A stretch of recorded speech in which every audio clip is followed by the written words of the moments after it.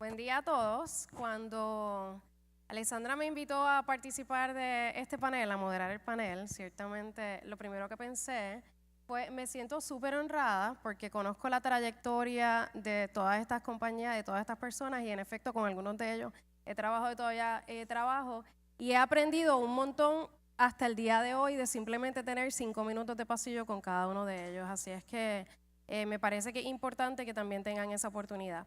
En segundo plano, yo he tenido la oportunidad de estar en las 3 sillas, en el mundo corporativo por 10 años, como intrapreneur por 7 años y como empresaria por 7 años también. Así es que puedo reconocer el valor que tiene un evento como este y le felicito a los líderes que trajeron a su gente hasta aquí, porque Puerto Rico definitivamente necesita más intrapreneurs y más corporate innovation. El panel va a ser en inglés, gracias a Mark. Thank you, Mark, in English. Y va a consistir de 3 preguntas, que son preguntas que todos nosotros quisiéramos que ellos nos cuenten de las cosas que están pasando en su organización. Cada uno de ellos va a tener 1 minuto para contestar y después le vamos a dar la oportunidad de que nos hablen de cómo en sus organizaciones ellos están dirigiendo la fase de innovación que están viviendo ahora mismo. ¿Okay? Así es que... So Mark, what I said is I'm very honored to be here with you guys. The panel will consist of 3 general questions that you will have 1 minute approximately to talk, each one of you, and then you will have a question specific for your industry and your company so you can share your thoughts and knowledge. So the first one, Puerto Rico, as Carlos said, he was talking about el Colegio de Mayagüez, alma mater, has been in the Center for Innovation for many years now, right? But now we have to move forward in terms of what corporate innovation is about. How do you, as a CEO, inspire a vision, which we believe is the beginning of corporate innovation, a vision of innovation at all levels of your organization? Graciela. Thank you, and thanks everybody for being here. I love to be and honored to be with all of my peers. I think it boils down, because we only have 1 minute to answer this, really to 3 key areas. And I think that before we even contemplate innovation, people need to have a very clear strategic vision of what success looks like.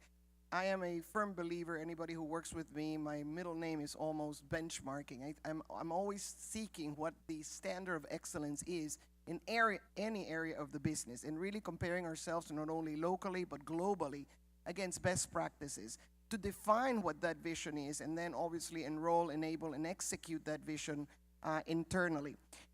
One of the key things that follows that strategic vision is making sure that you have the right foundation to enable it. Not only the technology foundation, but I think most importantly, the talent foundation, the skill sets required to take that vision into action via innovation. And obviously, creating the right culture. I think in many companies, and obviously when you're talking when you're working in a local company, it becomes exacerbated versus in corporate global companies where people change countries, jobs, functions. It's easier. But people can get or may get comfortable with the status quo. And managing is no longer an option in the Puerto Rican economy we are all facing. I think we've got to make sure that the culture moves away from managing a business to truly leading and then transforming the business models that we have. And driving that mindset and that culture and looking at crisis as an opportunity to innovate and really transform the business models that we're in. Thank you, Graciela. Carlos. Well, I'm going to go directly into what talent is all about. I think that we are experiencing change every day. And yes, we could have new furniture, we could have new technology, we can have those things can be bought. But people, which you can pay for them actually also, but you need to have your team evolve or develop as fast or faster than technology, than your furniture, than your facilities. Because at the end of the day, who's gonna say hello and goodbye to your customer is that person on the phone, on the sales floor, And that's where we need to put all of our focus. That's where I really believe that we need to be constantly innovating in our people, showing them how important, at the end of the day, they're the ones that's going to make the difference. We can all have the same computer system. We can all have the best furniture, the best buildings. But what makes the difference is our people. So I work for a company that we have a 54-year history. And what keeps us going at the end of the day, even though we have great facilities, great product, and hopefully extraordinary experience, is the team of people that we've been able to have throughout every stage of our business, in spite of good or bad times. So my focus always is on my people, on the talent, and making sure that we give them the right tools and have them with the right mindset so that they can be ahead of what the customer or what the necessity of the market is. Thank you, Carlos. So benchmark, strategy, people. Mark. Gracias por hablar inglés. It's a pleasure to be here with you. Inmediata is 14 years old, and I joined the company last fall. The number one strategy for me is to invest in the people of Inmediata. I like to use lean process improvement when I run a company, and we have begun the transformation into becoming a lean organization. I also like Mike Rother's kata method, and we are in the process of deploying that daily engagement process throughout the organization now. The reason I believe this accelerates innovation in a company is that it pushes decision-making down to the lowest levels and causes your employees to ask questions every day. And the primary tactic to find the pearls in your workforce is to move from a culture of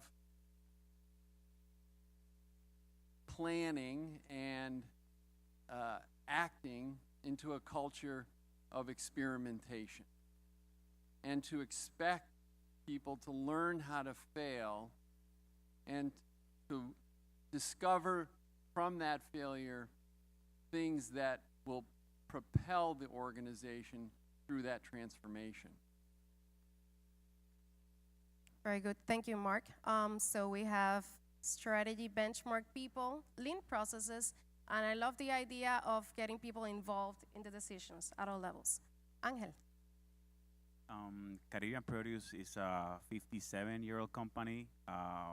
We import fruits and vegetables, and innovation for us, it's not a luxury, it's part of our core values. So it's a way of life in Caribbean Produce. So what we are doing to inspire our people, it's we're sharing innovation with them. The latest example I can share with you is yesterday we are doing 5 to 6 group of people. This time was from the finance department, and talking to them in up close and personal innovation. We are just talking about innovation, and literally it's an open conversation. Why are we innovating in Caribbean Produce? Why is relevant? What benefits it brings to our people, to our culture? And it was very impressive, the feedback that they give back to you as a leader. That as Mark was saying, you listen to them, and that was very, very important, because they start asking you questions that you have not figured out before. So it was sharing with them, and now it's a best practice that we want to do in every department. We will share innovation and establish innovation as a constant subject in close meetings with 6 people, not more than 6 people, 5 to 6 people per department. What we are doing, why we are doing it, why it benefits us, what are the attributes, and as some of the peers here were mentioning, talk also about the failures of the innovation. what is not going as we plan,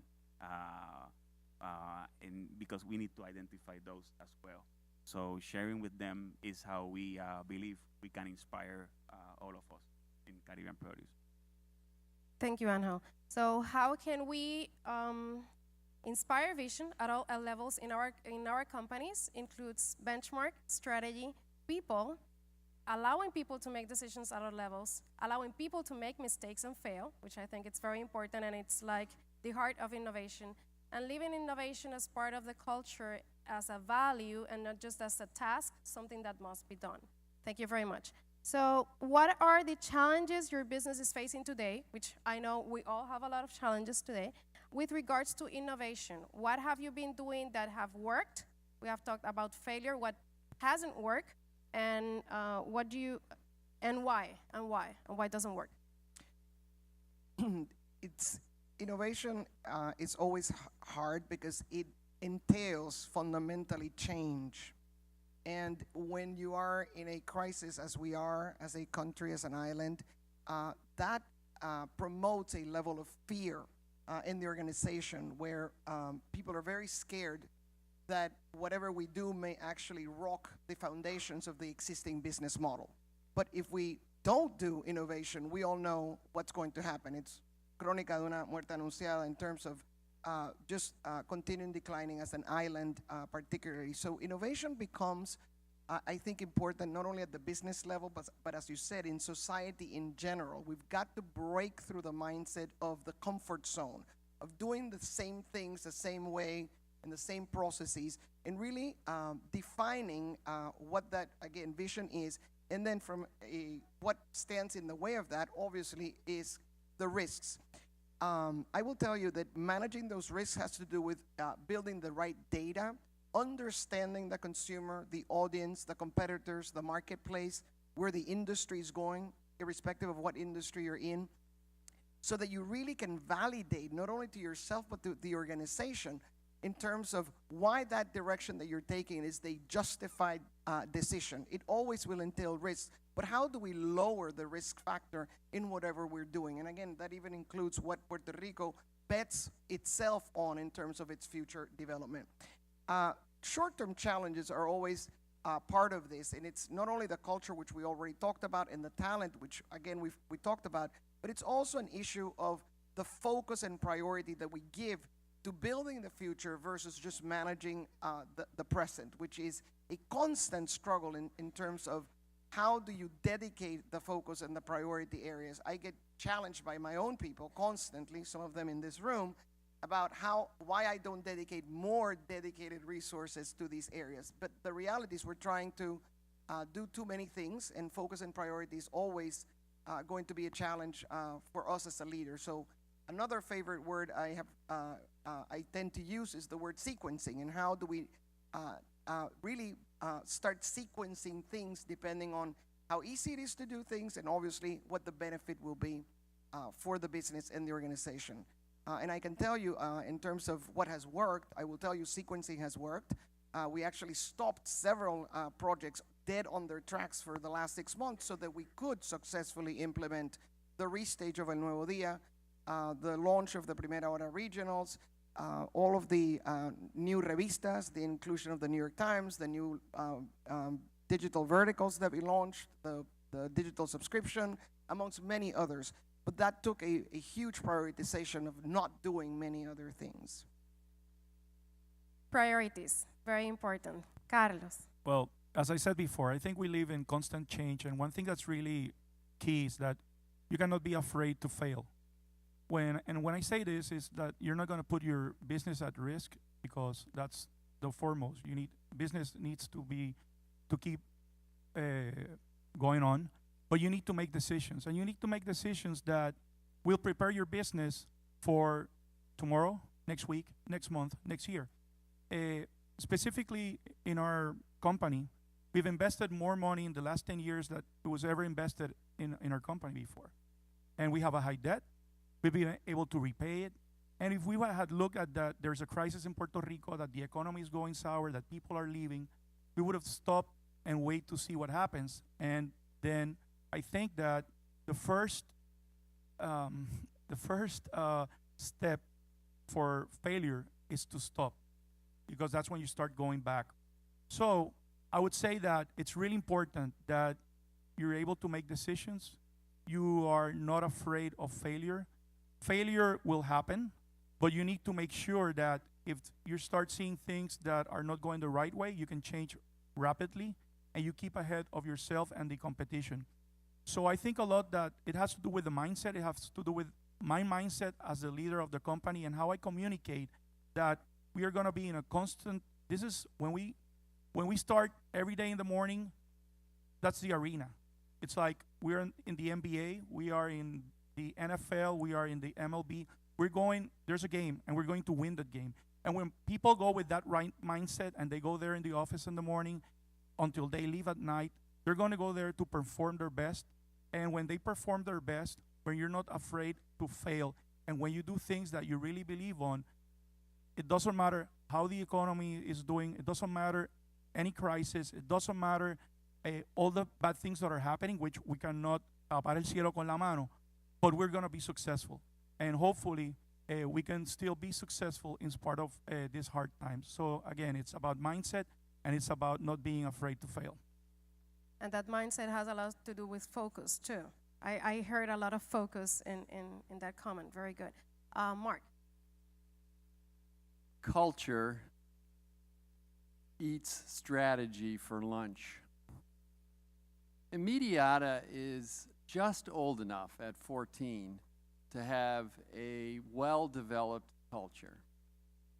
And transformation of that culture has to start at the top of the organization. And it takes a minimum of 18 to 24 months, which means only the CEO can bear the brunt, because I do have a boss, a board of directors. Only the CEO can take the punishment from the board when people start asking why it's not happening faster. And that is the single largest challenge I have transforming this company, is to change the culture and to be willing to be patient enough and to make a large enough investment to overcome the current culture. I need to take this company that has been very successful doing what it's been doing. But I came to Puerto Rico because I saw an opportunity to enter a space here for the company that I felt we could be successful in, but would require the company begin to think of itself differently in terms of its value proposition. And that will take time. And believe me, I wasn't here very long before people started lining up to remind me that they liked it just the way it was. It's always been done like that, right? Thank you very much, Mark. Ángel. So the biggest challenge for us has been focus and the execution, as we try to call it, the flawless execution. Opening the space and synchronizing and facilitating the resources for our people to execute at the best level, that's our challenge. Given the space and the resources to focus and execute when we are trying to implement a new innovation, a new culture, a new way of working, that's when the challenge comes up at at your desk. And what's working for us is having the expectations clear, also with the advisory board of innovation will not work in day one. That will not happen. You need to have a long-term or long 18 to 24 months. That's the same term we're using at this point, to understand the innovation and the penetration of the innovation and the importance of the innovation in our day-to-day execution. So what's working for us is just having the expectations clear that it will not come from day one, and number two, have as I call it, a marathon perspective to it. It is a long distance run. It's not a 100-meter sprint. And when we have that, in your chip there, when you execute innovation, you feel okay with it, and you start really looking and opening the spaces for your people to execute at an innovation mode. So basically, in 2 years, your business will be, after today, will be where you want it to be in terms of innovation. If you focus, if you strategize and prioritize, put culture and people first, and you let people execute. Okay, last question. Please share with us a situation, I think Graciela said something like it before, in which you have to choose between what is happening today in your business and running your business and delivering your numbers, and investing in innovation, which is what it's gonna give you the numbers of the future. Yes, always a very, very delicate balance. We have been, as GFR Media, a very strong leader in the community and in the industry. So it's very important that we balance preserving the past with obviously innovating towards the future, because you don't want to in any way rock what is already working. And I think that has to always be part of your mindset. As we looked at where the puck is moving and started benchmarking and looking at where the industry is moving, it's not just moving from print to digital, to mobile, to app, but to video, but obviously moving further in terms of what intelligence does to all of the media ecosystem, and how we moved from what we call massive reach to each, and do very, very targeted communications and engagements with, and two-way engagements with our audience. And to do that, we realized obviously the data and really understanding the consumer, and then being able to track this consumer through our ecosystem 24/7 became an imperative. And trying to do that is very difficult, because this is an investment that is very long-term and requires capital, talent, and a lot of effort and resources, while you're also managing all of the other sides of your business, which is today's business. So that balance has been obviously a very difficult balance, and I feel that we are doing it and beginning to see those results happening, but it's been 18 or 24 or more months since we actually started investing in the data strategy. So it's very important to be willing to invest and be very, very patient to be able to innovate in a business. Yes. Thank you. Carlos. Well, I guess we have the benefit that innovation for us has never been a financial question. It's been more a responsibility with the people, our team, and our clients. My wife and myself, with the bank, own the company, so we are the only shareholders. There's not a board. So we make our decisions. We make our decisions with our team. And when we decide, we never decide if we're going to buy this or we're going to do this because it's going to bring an immediate return on what we're doing. We just decided because it's the right thing to do, or it's a good thing to do for the company, either because it's going to be a benefit for our employees, and if it is a benefit for our employees, it's definitely going to be a benefit for our customers and our clients. So sometimes we make decisions just because we believe that it's the right thing to do, and that if we were going to do a financial analysis, we might say, well, we better save that money, we'll take it for ourselves, and we'll have a more profitable company. But at the end, we believe that because we can do it, we will always go with what's best for our people and what's best for our customers. And again, I'm going to give you a very specific example of my industry. We know that when a person comes to buy a car, they already have made the decision of what car they're going to buy. Statistics say that 1.1 visits before you buy a vehicle. So you go to the dealer that you buy a vehicle. That's an area that we've had made quite an investment in knowing the having a market intelligence of our customer before they show up to our dealer, just to make sure that we are the 1.1 dealer that they're going to visit. So if there's a place that we're investing a lot of money for short and long-term success, is in marketing intelligence at this moment.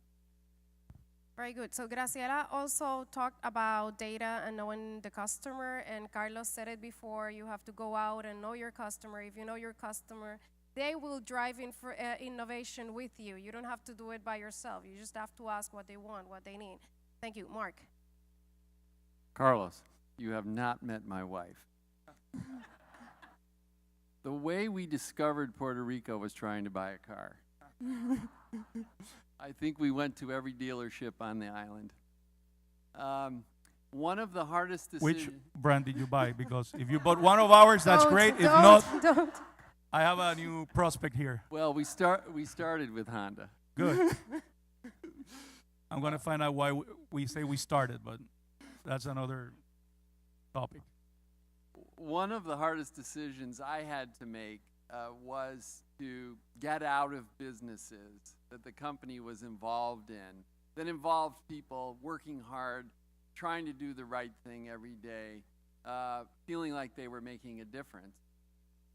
But those businesses are not part of our go-forward core strategy. And that's probably one of the hardest things a CEO can do.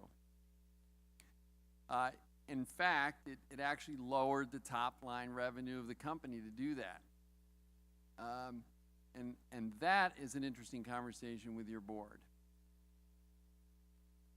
We are essentially running a company, and the metaphor I like to use in the office is we are flying at 30,000 feet, and we have to change an engine, and we have to get to our destination on time and safely.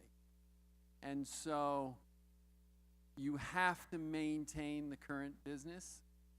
It's gives us the capital to innovate and to invest in new things.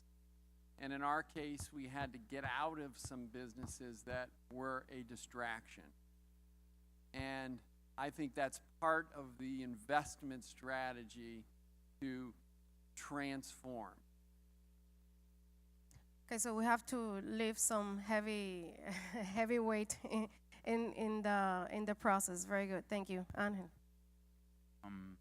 What we're doing as a team at Caribbean Produce is before we bring in the innovation, we try to design around it, some strategic planning, some of the financial goals, some of the time frames we want the innovation to be tested. But something very important that the board always is reminding me, it's about before you bring the innovations, please share with us what's going to be the failure indicators of that innovation. And we start, that requires some time to think about, because when you bring innovation, you're really not thinking that's going to fail. So it's a hard task to perform when you have to explain before it happens which will be the failure indicators of the innovation you are betting on. So we start trying to define that before, and as time passes and you go through the execution of the innovation, sometimes you see it, and it's easier when you have identified them before, so you can recognize it when you're in the court playing with it. And what happened is it's when you really recognize it and have it in front, you can take it out and bring new innovation. So you open space when you take things that are not working in your innovation plan out. You bring space, taking the failures out, you fail fast, and bring innovation, bring new plans in, because the innovation pipeline, it's packed. So it's a matter of prioritizing those to assign the resources, to have the resources assigned to each innovation. If it's not working, fail fast, take it out, open the space to a new one, and those are the day-to-day decisions that we're working on. That's for us is a day-to-day decision that we're looking at. Awesome. I love it. So we all have success indicators, right? KPIs. It's like part of our priorities. I think we have to do a sideline that says failure indicators. I love that. I'm going to say this because I had the opportunity to share with the Caribbean Produce team while we were doing the Guayacan Venture Accelerator, and I learned something from them that helped me see innovation in a very different way. So the way they manage, you have 52 opportunities, only 52 opportunities to win or to fail. So you have 52 weeks in a year, and that's the way they are keeping track of their success. And I love it because it's very short term. You can see where you're going, you can see success or failure, and you can decide. You only have 1 year, 2 years to make decisions. That's very good. So Graciela. With the rise of digital media, a lot had said that print it's gonna die. I'm not sure about that, but you're the expert. What is GFR doing today to keep a culture of innovation both in the digital and in the traditional side of the business? Yes.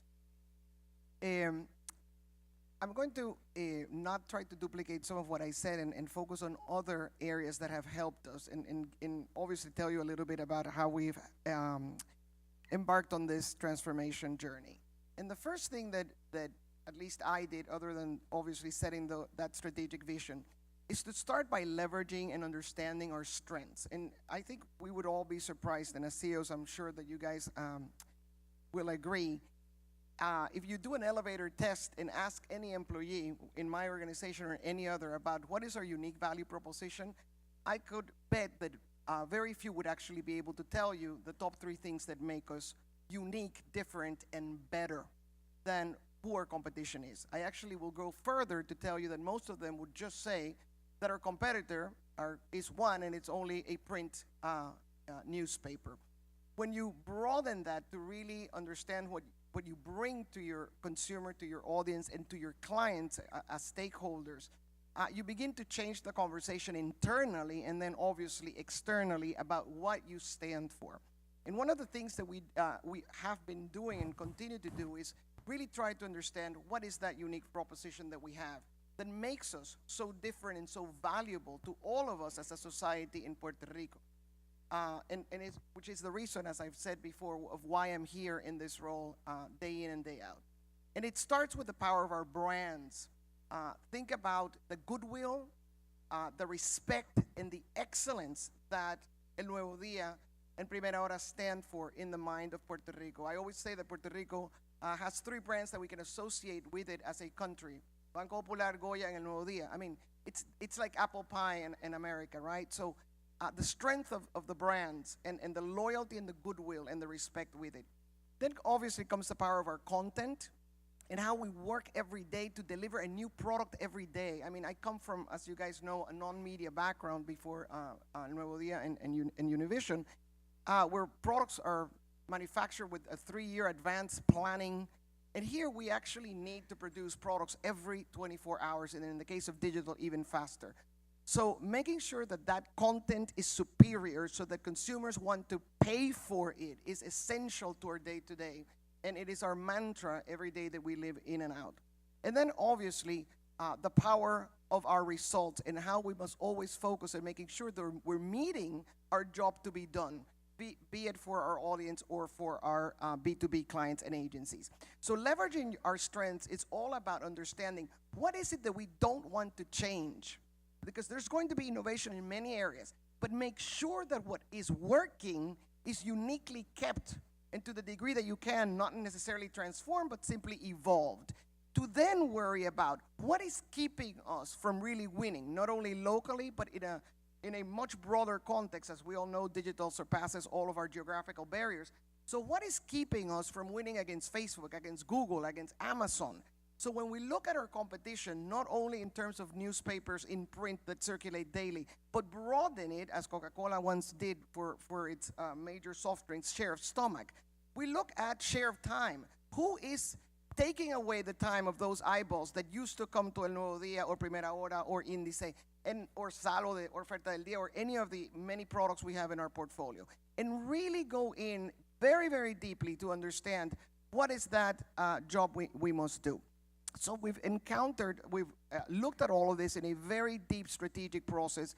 Nobody here has talked about the importance, I don't think, maybe I didn't either, training and training and training when it comes to all of this, because the reality is at least in our organization, I am sure most of the organization has not been exposed to innovation as a discipline. So let's not underappreciate what that means. And I tell you that outside of this defining what those trends are and creating obviously the culture which we talked about, which is not fearing the change and making sure that everybody understands that there is a role for them no matter the level in the organization that you're in.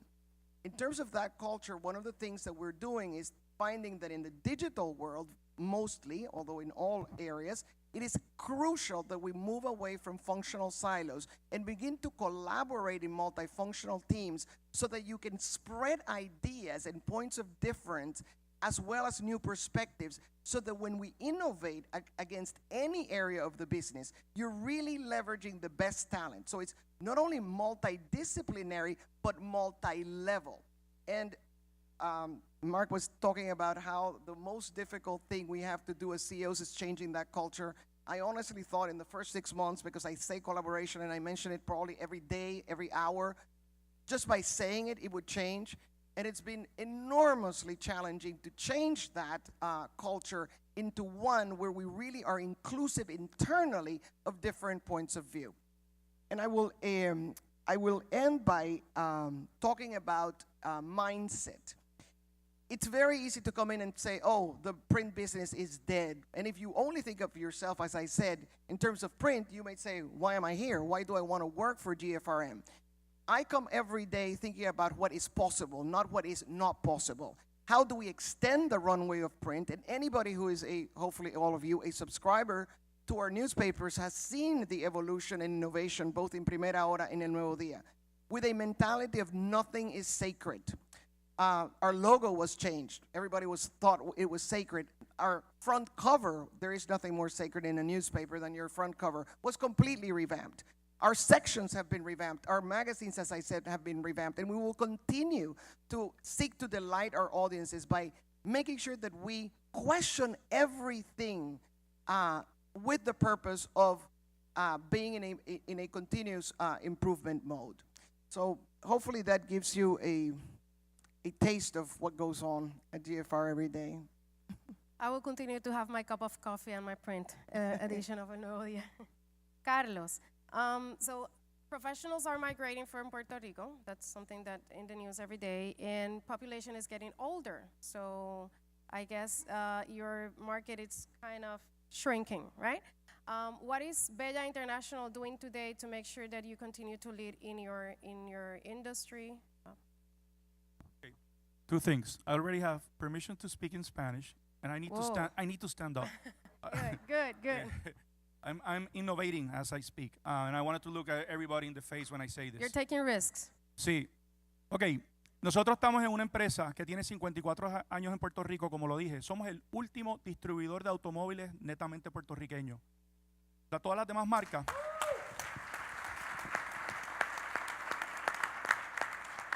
Todas las demás marcas son compañías multinacionales, muchísimo más grandes que nosotros, con muchísimos más años, con definitivamente muchísimo más dinero.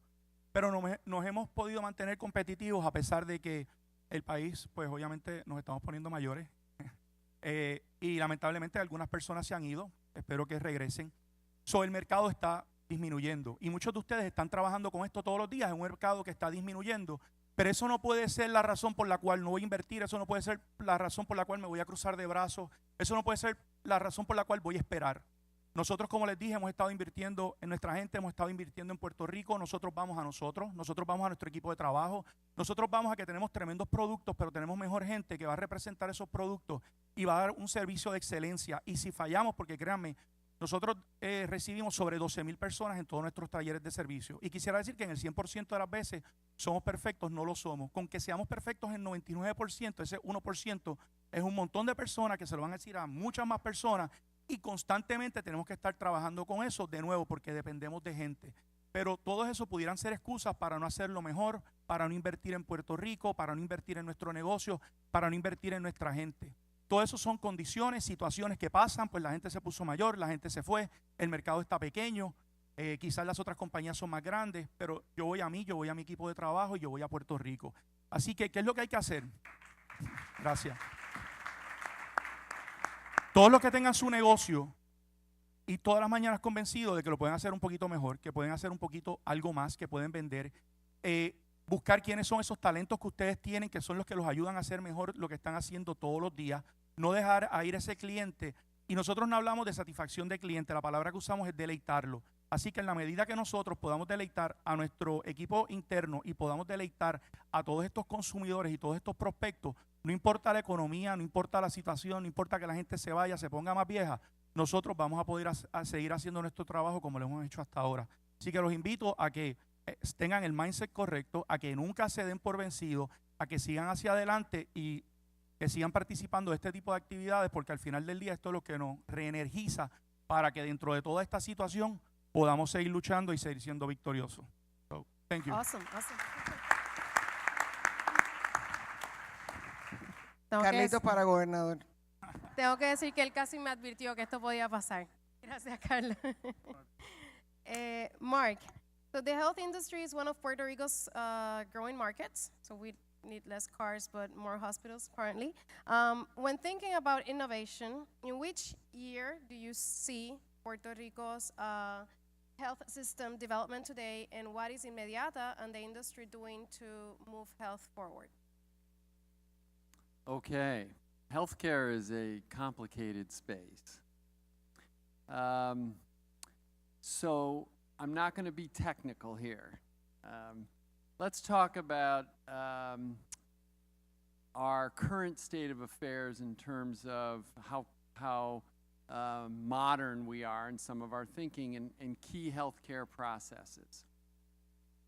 In some ways, Puerto Rico is firmly in the 21st century in healthcare. The biggest example of this we find in the Medicare population on the island. There are roughly 500,000 Medicare eligible lives in Puerto Rico, and 85% of them are in the Medicare Advantage program.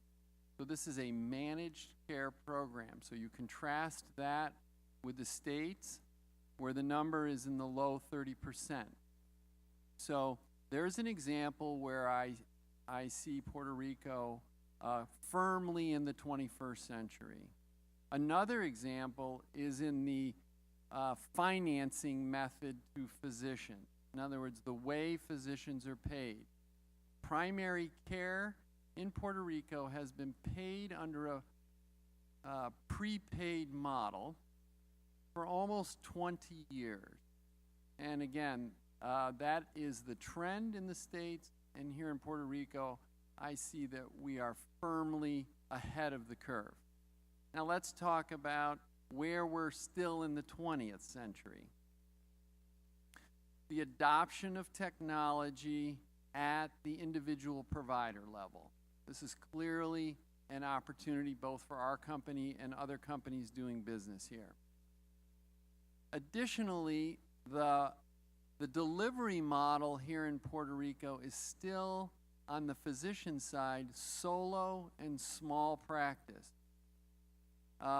where almost 80% of all providers are in what we would call solo or small practice. Whereas in the States, you see that number now well below 50% and shrinking rapidly for frankly mostly good reasons, and that is to be able to invest in the technology and the business processes that are necessary to be successful under the emerging finance models. You have to create more economy of scale. So there's one example where I see we're well ahead on the curve, and in some examples where I think we are lagging.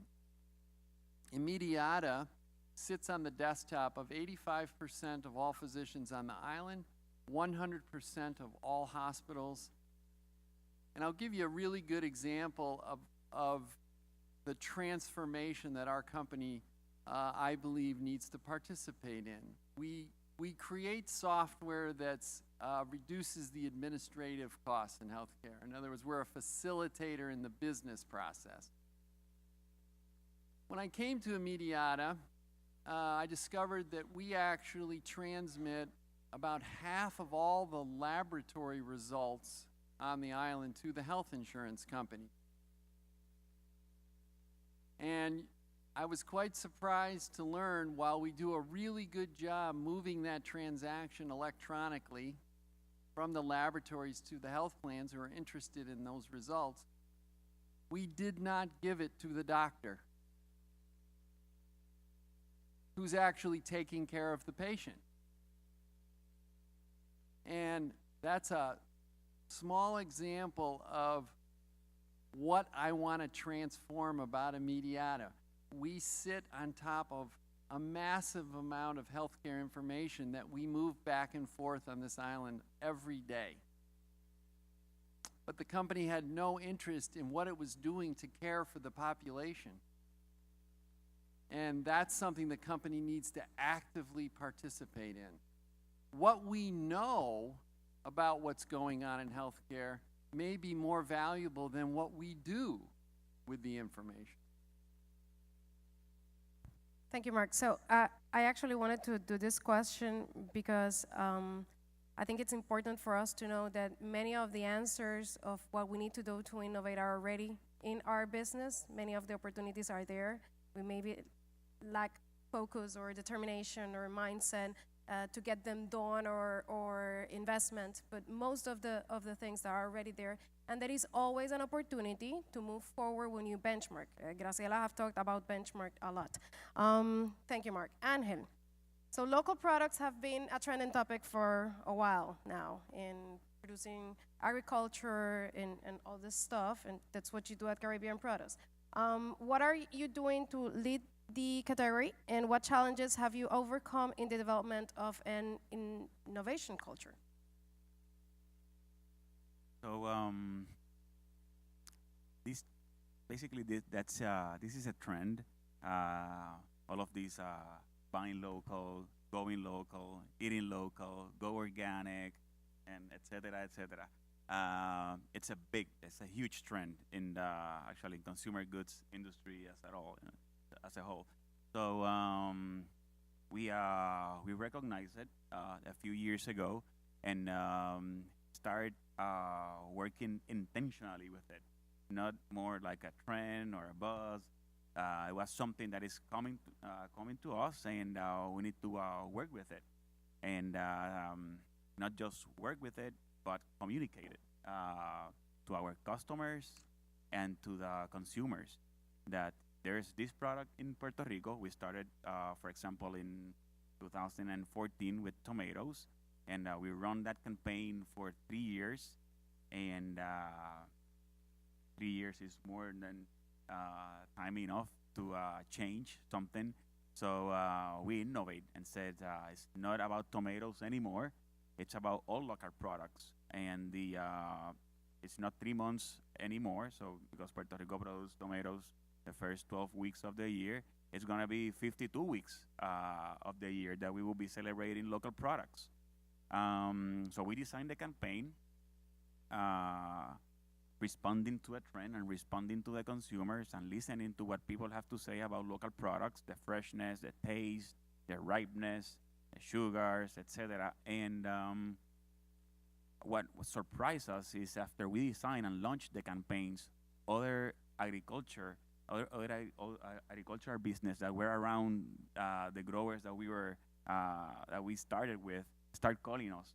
So we actually are at this moment keep adding new growers with new fruits or vegetable or roots to our campaign, and the campaign is now relevant and constantly evolving because new growers are coming to us.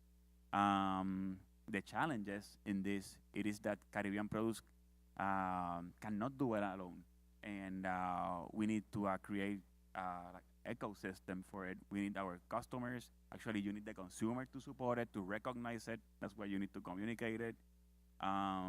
We need external outsourced people. Obviously, the growers. You need marketing. So it's a real team effort. It's Caribbean Produce. It's doing this. It's leading this, and it's capable of doing this because there's a lot of people involved. in the planning of a crop and be ready when it's harvest time. So it's been a challenge to us to lead this campaign. We feel very proud about this that I mentioned, that the growers are now calling us to join the campaign because they feel like they are also all stars of this team of Son de Aquí, and they want to be in, and we feel proud about it, and we'll keep evolving the campaign as new crops come by. The challenge of this specific campaign is the planning because of the nature and everything of agriculture. So planning is essential for this innovation and evolution process, and having a vision that it will work, that we are really capable of substituting imports in Puerto Rico, and we are really capable of doing great quality products. So that's have been what is working for us.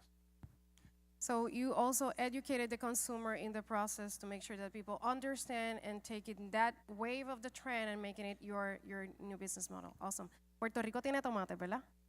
Eso, exactamente. Good.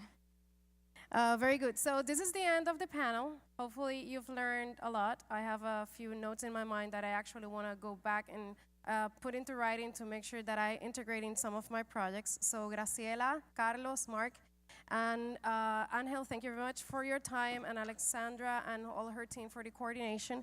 I do have 4 things that I took note before starting the panel, just in case I couldn't remember everything everybody said, and do that summary at the end. So I have 4 points that I believe have been across the conversation. Put people first in innovation, both consumer and, of course, your team. The consumer, it was the second one. Know what they need, put them at the center of all your decisions. Strategy, live and breathe strategy. Innovation is about having 1 feet in the present and 1 feet in the future, and it's a very uncomfortable place, and if you're not uncomfortable and your teams are not uncomfortable, well, then you have a problem when it comes to innovation, right? And the last and not least important, discipline. It's a matter of every day, of every decision, of every conversation. As Graciela said, she was talking about collaboration, collaboration, collaboration. It's about saying it, and it's about doing it. So thank you very much. We ended